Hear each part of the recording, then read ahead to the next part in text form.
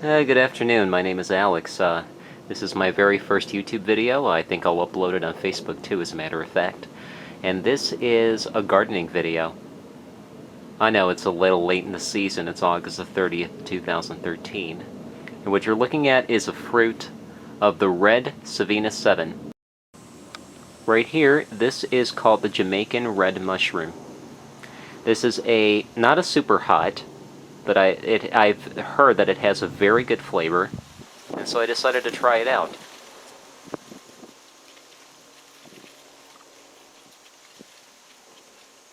Thanks to oldbarnursery.com, shout out to you. I am now a happy chili grower this year, despite the fact that I got a late start, of course. I have 8 or 9 developing pods on this plant right now. I actually started these germinating back in late May, so it's been a little over 3 months. And as you can see, there's a very nice breeze coming in it. We're about to have some rain here too, so I guess that's the reason why the wind is picking up.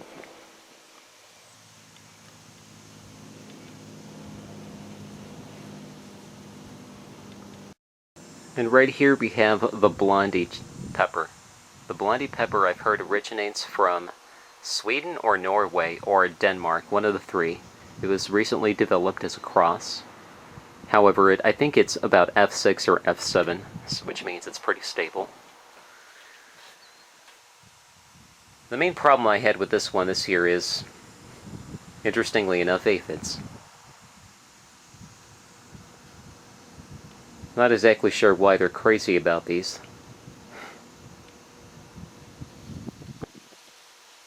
But the good news is that I kept them under control using organic pesticide and my fingernails. At least the honeybees are getting all over them, as you can see.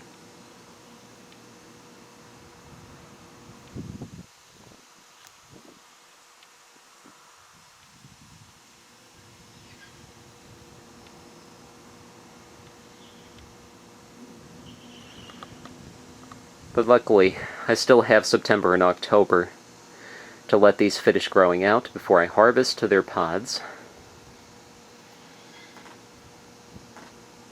This is northern Illinois that I'm reporting from, so to speak.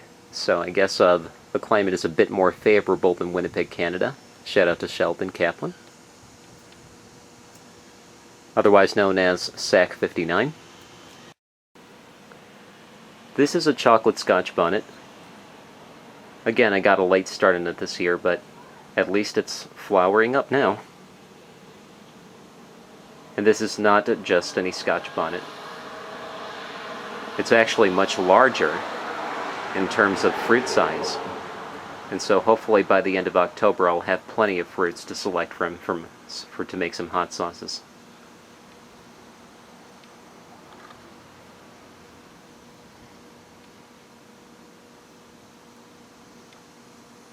And this is my 7-pot burgundy. My poor, abused 7-pot burgundy. I'm sure it may not look abused. As a matter of fact, it looks great. The problem is that it was attacked by aphids very early on in the season, so I had no choice but to treat it.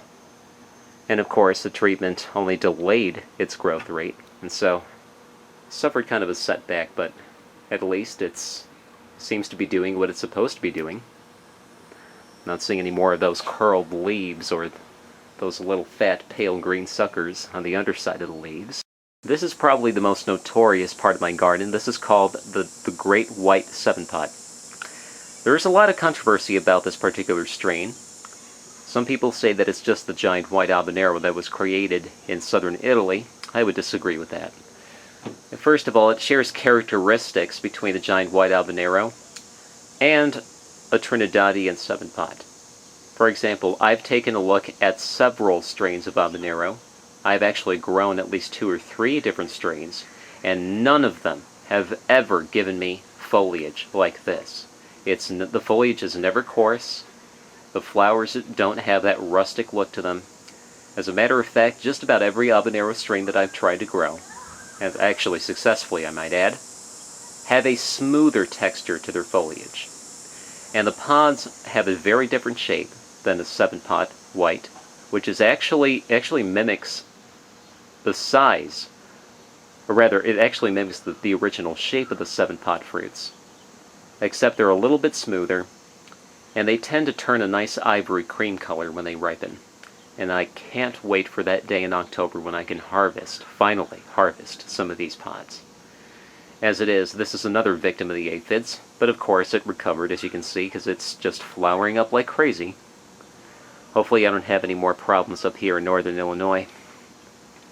As it is, the harsh winds can be quite enough for these plants. Anyway, now to move on to the other side of the nightshade coin in my garden, which is the Cherokee Purple tomato. This is my Cherokee Purple tomato, as you can see. It's developing nice healthy fruits. However, something weird has happened to it in this season. I'll show you right now. You see that? Yeah. Sure, it looks normal, whatever normal means in the tomato world from this angle, but wait until I show it to you from a different angle. There, you see that? That is not supposed to happen. What originally happened was that I thought it was developing a disease because when this flower emerged in the middle of it, it was actually shaped more like a harmonica, I guess that's how you would describe it. So it was this really super long flower that was horizontal to the plant. And when it opened, I thought it would never develop into anything. Boy, was I wrong.